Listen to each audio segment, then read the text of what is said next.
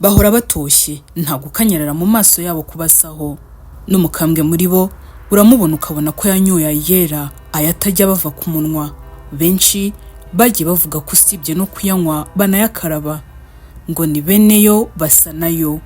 Muri bo abatayanywa n'imbarwa nta nubwo bikunze kuba rwose. Rimwe na rimwe biramutse binabaye byaba bitewe n'uburwayi bwihariye bwabaganza. Naho ku bijyanye n'umuco wabo, icyo kunywa gisumba ibindi ni amata.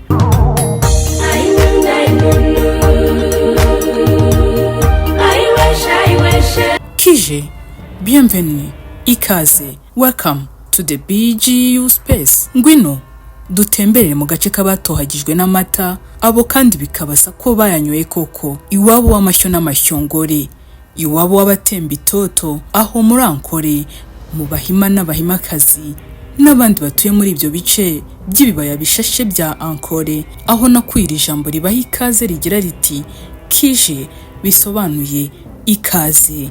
Muhawe ikaze nanone muri iki kiganiro.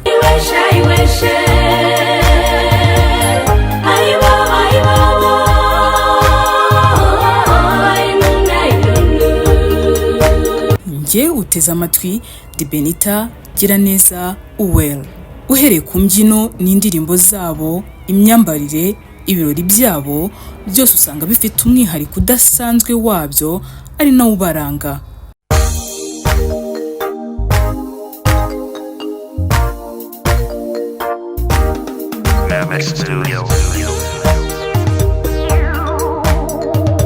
Ankole ni akarere ko mu majyepfo ashyira uburengerazuba bwa Uganda. Gafite umuco ukomeye kandi amateka yaho arihariye. Ni akarere kazwiho imisozi igororotse, ubutaka bwera n'ubuzima bushingiye ku bworozi n'ubuhinzi. Akarere ka Ankole gatuwe ahanini n'Abanyankole, akaba ari nabo baturage b'ingenzi baho. Uduce twa pariki two mu karere ka Ankole twiganjemo uturere nka Mbarara, Ntungamo, Kiruhura na Shima. Ubutaka bwa Ankole bukunze kuba imisozi iciriritse, gusa bukagira ibyatsi byinshi by'icyatsi. Ibyo rero bikaba ahantu heza cyane h'ubworozi bw'inka no guhinga. Abahinzi baho bareza cyane, aborozi baho bakagwiza amashyo umunsi ku wundi. Abanyankole rero ni abaturage nyamukuru b'akarere ka Ankole, bakaba bagabanyijemo ibyiciro bibiri, ari bo Bahima n'Abiru. Abahima ni aborozi b'inka, bakaba bazwi cyane ku bw'inka zabo zifite amahembe maremare zizwi nk'inka za Ankole. Izi nka zifite agaciro kanini mu mibereho yabo kandi zikakagira cyane mu buzima bwihariye n'ubukungu. Hanyuma Abiru bo ni abahinzi kandi bagahinga cyane cyane igihingwa cy'intoke, amasaka n'amasoromani. Mu mateka, Abahima bafite ubuyobozi bwari bubakuriye ku mwami wabo Omugabe, bakaba bari abami b'ubwami bwa Ankole. Ubwami bwa Ankole bwari ubwami bw'akarere mbere y'ubukoloni, bukagira kandi uruhare runini mu mateka ya Uganda. Bwabayeho imyaka myinshi mbere y'uko bwomekwa kuri Uganda n'Abongereza mu gihe cy'ubukoloni. Nubwo ubwami bwa Ankole bwasubijwe inyuma n'ubuyobozi bwa Uganda mu mwaka w'1990, umwami wa Ankole Omugabe ntiyongeye kwimikwa ku mugaragaro, nubwo umuco w'Abanyankole ugihari cyane. Ku Bahima batuye mu gace ka Ankole, kuba bafite inka nyinshi ni ikimenyetso cy'ubukire no kubahwa. Ibyo bikaba bifite agaciro gakomeye mu mibereho yabo. Umurage n'umuco kuri Ankole, umuco wabo urimo umuco wo korora inka, kwita ku mafunguro y'ibanze no gushyigikirana mu nzego z'imibereho. Amata n'ibiyakomokaho nk'ikivuguto n'amavuta nibyo by'ingenzi ku buzima bw'Abahima, mu gihe Abiru bikundira cyane amafunguro akomoka ku buhinzi, cyane cyane ibitoki. Amateka y'Abahima agaragaza ko kuragira inka byari bimwe mu bintu by'ingenzi byagaragazaga ko umusore wabo yari amaze kuba umugabo, bikerekana ububasha no kwerekana ko yageze mu gihe cy'ubugimbi. Ku bijyanye n'iyobokamana n'amateka y'imyemerere yabo by'ahambere, Abanyankole mbere bibandaga ku myemerere y'umuco gakondo, bagasenga ibigirwamana n'imyuka y'abakurambere. Ariko mu kinyejana cya 19 ubukristu n'idini ya Islam byatangiye kwinjira. Hanyuma abenshi muri bo baboneza ayo madini, nubwo hari abakomeje kwizerera muri iyo myemerere ya mbere ya gakondo. Ku bijyanye n'ubukungu n'imibereho muri rusange, akarere ka Ankole kazwiho kugira ubutaka bwera, bukabera kandi imirimo y'ubuhinzi higanjemo ibihingwa by'intoke, cyane cyane Mbarara.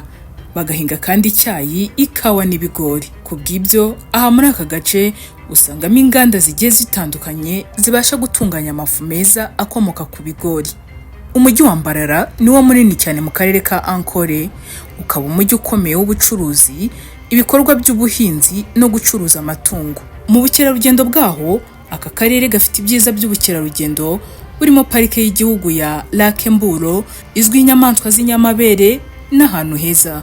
Iyi parike ifite inyoni nziza n'izindi nyamaswa zitandukanye n'amato mu biyaga. Umuco kandi waha wo kuragira inka aho ngaho mu mafamu no mu bibaya byaho ukurura bifuza kumenya byinshi ku mibereho n'umurage w'inyamaswa n'umuco wihariye wa Ankole. Mu bibazo bihari nk'ahandi henshi muri Uganda, Ankole yahuye n'ibibazo bifitanye isano n'ivugurura, amakimbirane y'ubutaka n'ukuntu abahinzi borozi bashobora kubaho neza kandi bakabana neza. Guhindagurika kw'ikirere n'ibidukikije nabyo bihangayikisha aborozi ndetse n'abahinzi nk'ibintu nyine ari byo fatizo bafite bibatunga bikababeshaho mu buzima bwabo bwa buri munsi. Ankole y'uyu munsi iracyari akarere gafite umuco ukomeye muri Uganda, kavangura umuco gakondo n'ibigezweho. Imijyi nka Mbarara igenda izamuka vuba ituma habaho urujya n'uruza rw'ubucuruzi n'ishoramari. Nubwo nta bwami bwongeye kuba muri Ankole, ariko umuco waho ukomeza kuba uw'ingirakamaro cyane cyane mu mibereho yaho ya buri munsi. Ankole kandi ni agace kerekana ukuntu Uganda ifite umuco ukomeye, ubwiza karemano n'amateka y'ubuhinzi n'ubworozi, bigatuma igira agaciro gakomeye mu gihugu cya Uganda. Mukazare bajanyi bitu nimkaramari mwe barunji mukajira makuru barunji mwe barakwisha bakaba ayinunga ayinunu ayiwesha ayiwesha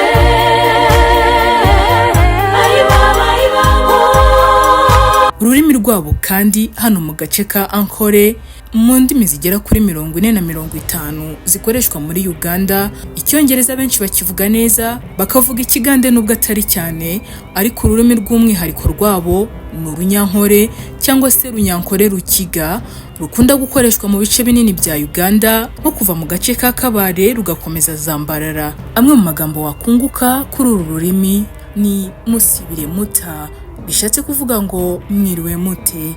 Agandi bishatse kuvuga ngo ayandi makuru. Orioje, orioje, muraho murakomeye, mwebare kwija, mwakoze kuza, oyebare, webare, urakoze, kije, ikaze. Inanga rero tubaye dusoje ikiganiro cyacu cy'uyu munsi, mwakoze kubana natwe. Naho ubutaha ndabibutsa ko igitekerezo cyawe, inyunganizi yawe bidahejwe hano kuri BGU Space.